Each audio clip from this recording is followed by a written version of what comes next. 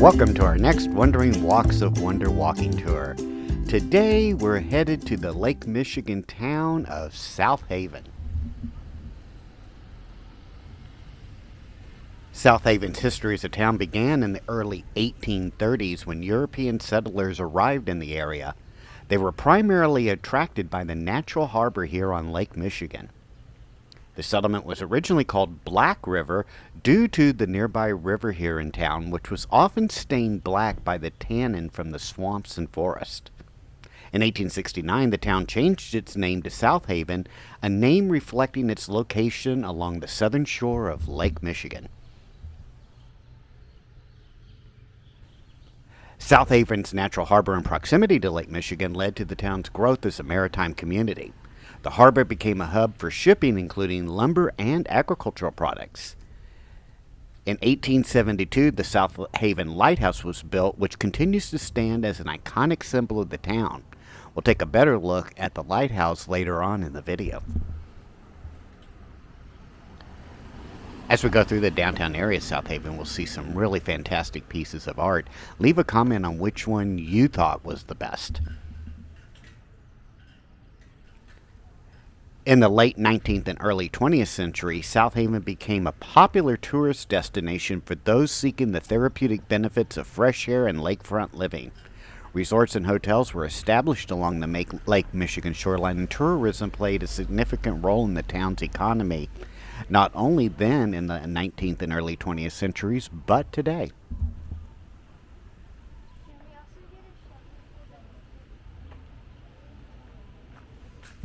When South Haven became an incorporated town in 1869, it was a tiny but prosperous village with a bustling economy. Lake Michigan provided robust fishing, lumbering, shipping, and fruit industries, and the downtown business district grew quickly.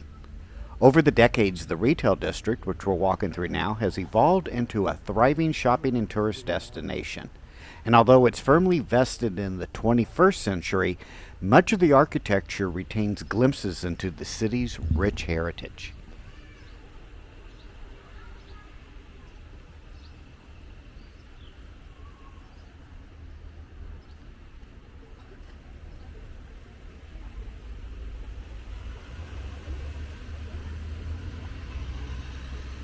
One of the most beautiful buildings in the downtown area is the old Citizens Bank building, which was constructed in 1896 and is now home to Clementine's restaurant. Inside, there are still two of the bank's original vaults that are used as storage, and the restaurant and the building itself are steeped in the town's history.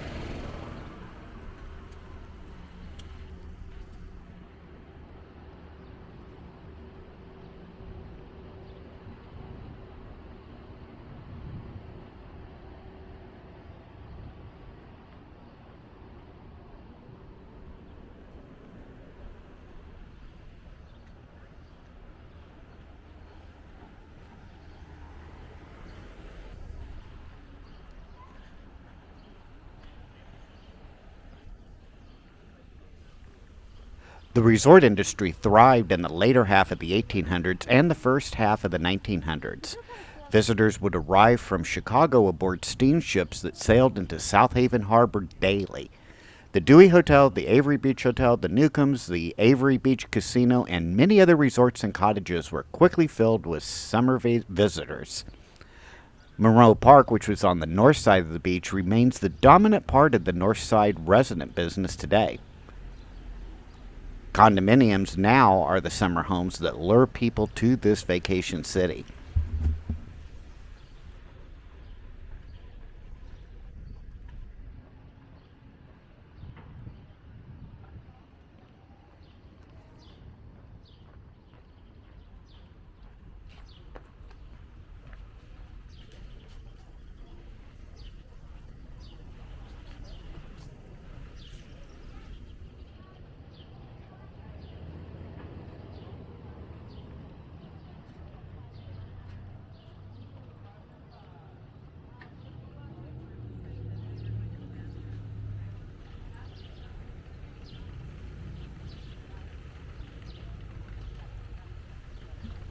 For over a century, South Haven's beaches, fishing, and boating have attracted thousands and thousands of tourists every summer season. By 1880, steamship lines and railroads brought thousands of visitors from Chicago, Grand Rapids, and Kalamazoo. Resort hotels, guest houses, cottages, and fruit farms provided tourist accommodations. In the 1930s and 1940s, the automobile changed South Haven's tourist trade. The resort hotel and guest house were replaced by the motel and later, today, by condominiums. Tourism continues to be a vital part of South Haven's economy.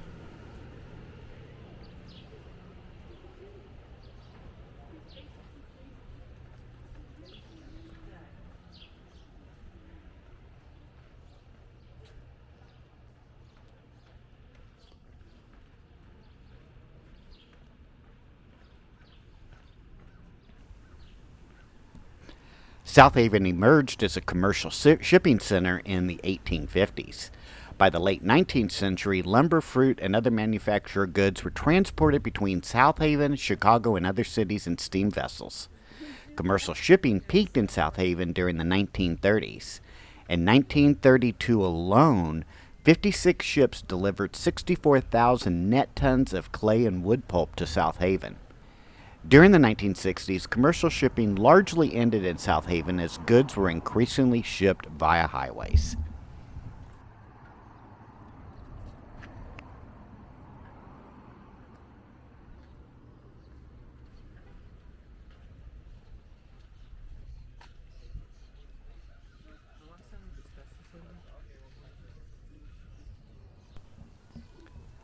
Commercial fishing was part of South Haven's diverse maritime economy from the 1860s until the 1970s.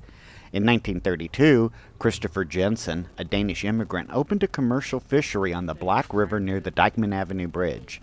The Jensen family ran a wholesale and retail fish business until 1988. The buildings used to store fishing nets and equipment were converted to marina facilities in the 1970s and 1980s, symbolizing how commercial fishing has been adapted for sport and recreational purposes.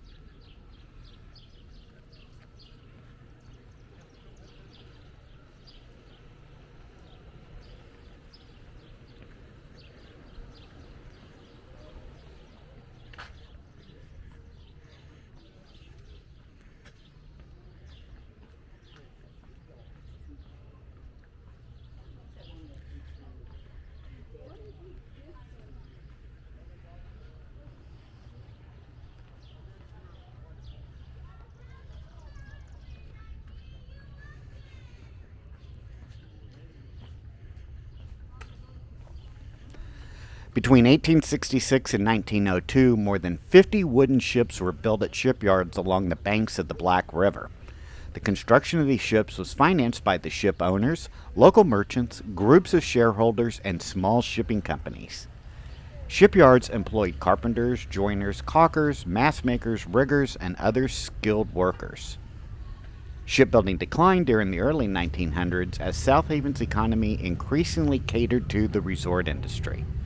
Although today's recreational boats are largely constructed out of fiberglass, the tradition of small wooden boat building does still continue today in South Haven.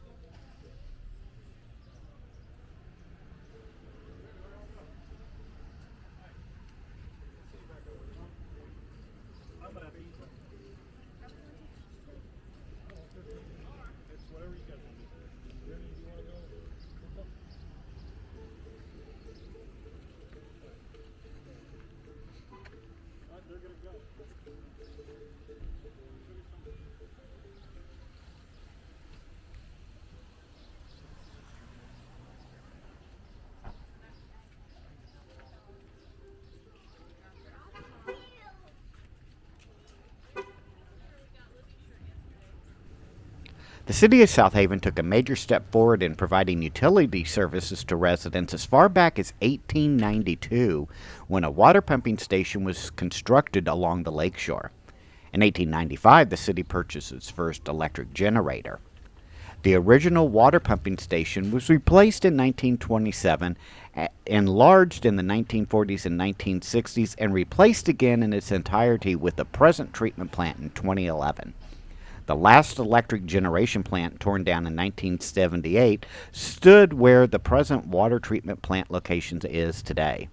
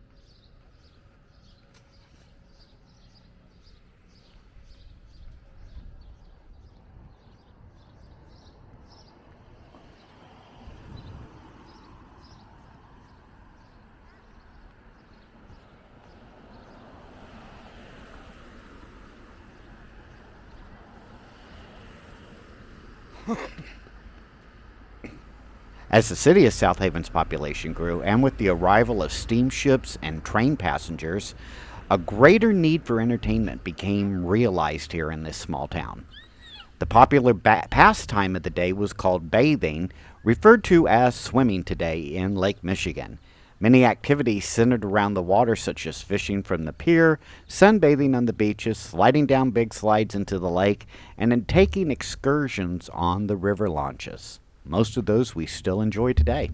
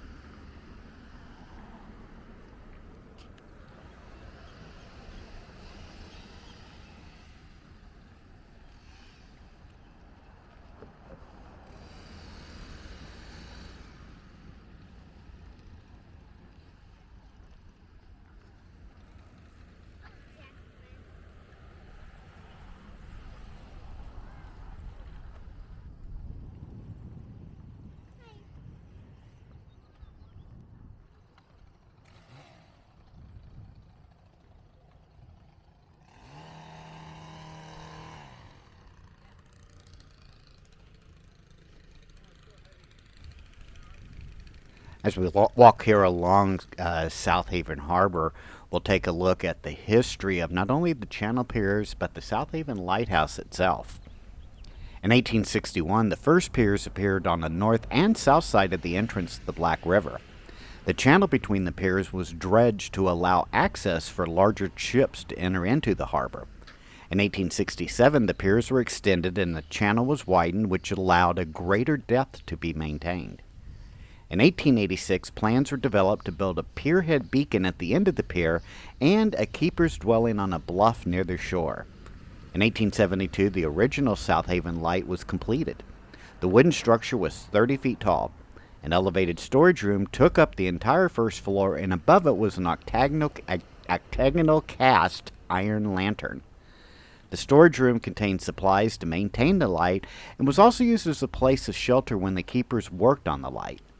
A 75-foot wooden walkway was added above the wave line from the shore to the storage room. The keepers could use this walkway to safely get to the tower when the Lake Michigan waves came crashing over the pier. Channel dredging continued and the pier was again extended. In 1901, the wooden tower was removed 249 feet to the end of the pier. In 1902, a fifth-order Fresnel lens was installed in the lantern room of the tower. And in 1903, the wooden tower was replaced with a round white steel structure to protect it from the weather and was topped by a black parapet and octagonal lantern room. The fifth-order Fresnel lens was carefully removed from the old beacon and moved to the new lantern room.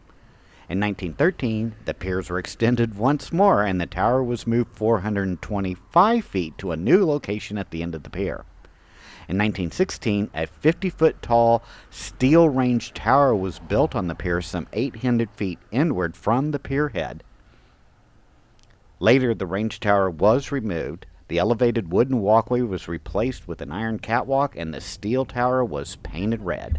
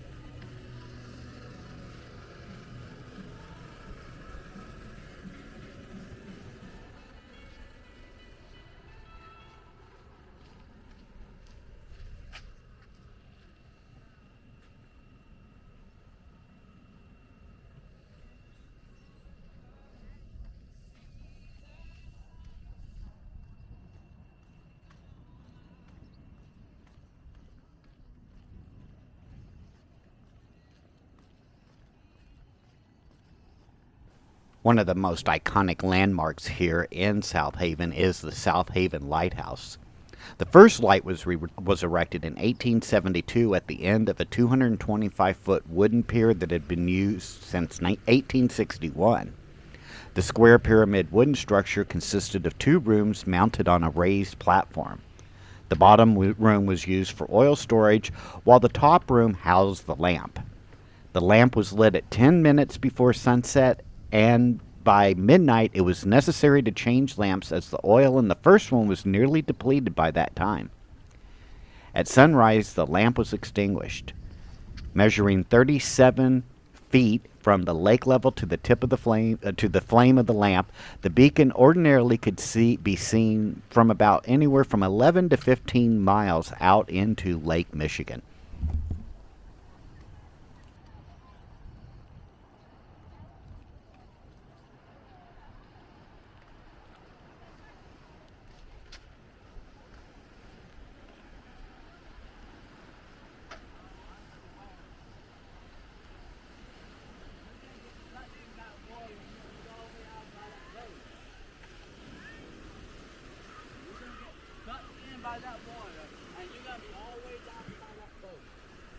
I hope you've enjoyed this Wandering Walks of Wonder adventure in South Haven and learning a little bit more about its history. Again, make sure to leave a comment on what was one of the best pieces of art that you saw in the downtown area. Make sure to hit that like and subscribe button, and we will see you on our next Wandering Walks of Wonder adventure. Take care now. Bye-bye.